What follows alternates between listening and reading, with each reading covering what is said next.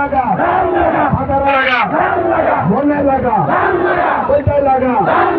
অন্য রাজনৈতিক দলের সাথে সম্পৃক্ত ছিলেন, আপনারা কি করেছেন না করেছেন সেই হিসাবে এখন খাতা উল্টে রাখলাম, সেই খাতা আর খোলা হবে না।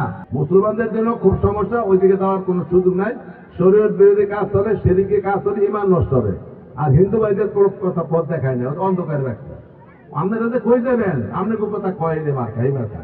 আমরা বলি, আমরা হিন্দু, খ্রিস্টান, বৌদ্ধ, মুসলমান সকলের ধর্মের স্বাধীনতা দিব। পূজা পার্বণ সহ নামাজ রোজা যার যার ধর্ম সে স্বাধীনভাবে করবো, ঘর সংসার করবো, শিক্ষা প্রতিষ্ঠানে যাবে, উন্নত চিকিৎসা করবে, নিরাপদে বসবাস করবে। আছেন কিনা? তাহলে বন্ধুগণ, কালীগঞ্জের মাটিতে দাঁড়িয়ে আর হয়তো নির্বাচন আগে আপনাদের সাথে এইভাবে কথা বলার সুযোগ সময় পাবো না।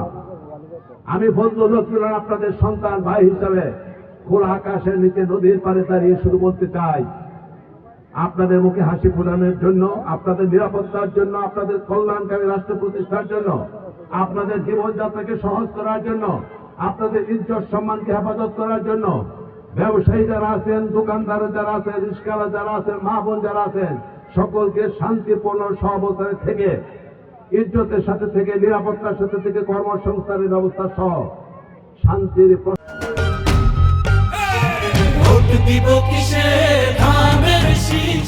শান্তির কালীগঞ্জ ধরার জন্য আমি আপনাদেরকে আহ্বান জানাচ্ছি। যারা যেই দলের হইস না কেন, কোনো ভেদাভেদ নাই, কোনো প্রতিহিংসা নাই, কোনো হিংসা নাই, কোনো কাটাকাটি মারামারি কিচ্ছু হবে না। আমি ইনসাফ প্রতিষ্ঠা করার চেষ্টা করব। আমি কাউকে বেআইনি কাজ করার জন্য সুযোগ দেব না। ভালো কাজ সমাজে কাউকে কেন শুরু করতে হবে। বহু রক্তের বিনিময়ে, আন্দোলনের বিনিময়ে, মানুষের জীবনের বিনিময়ে আমরা এই পরিবেশ পেয়েছি। দেশ আমার, মাটি আমার, মা আমার, ভাই আমার, বোন আমার। মানুষকে ইজ্জতের সাথে রাখা, মানুষকে নিরাপদে রাখা, মানুষের মুখে হাসি ফুটানো, নিরাপত্তার মাধ্যমে বসবাস করার একটা স্বর্গ তৈরি করাই হচ্ছে রাজনীতিবিদদের কাজ।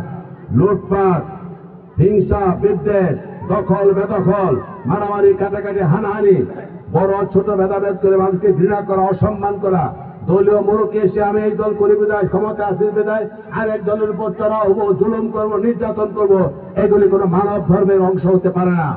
অতএব কালীগঞ্জকে স্বর্গে পরিণত করতে হলে, কালীগঞ্জকে প্রশান্তের কালীগঞ্জ গড়ে তুলতে হলে, ভেদাভেদ ভুলে গিয়ে আগামী দিন ঐক্যের কালীগঞ্জ রচনা করতে চাই। আল্লাহর অশেষ মেহেরবানিতে আপনাদের দোয়ায় যদি আমার মতো ক্ষুদ্র ব্যক্তি এমপি হতে পারি, আমি লিখে রাখেন, এইখানে আমি ইনসাফ প্রতিষ্ঠা করব, সাম্য প্রতিষ্ঠা করব, বৈষম্যহীন সমাজ হবে, অসাম্প্রদায়িক বাংলাদেশ হবে, অসাম্প্রদায়িক কালীগঞ্জ হবে, যেখানে হিন্দু, মুসলমান, বৌদ্ধ, খ্রিস্টান সব ধর্মের লোকজন শান্তিপূর্ণভাবে একসাথে বসবাস করতে পারবে।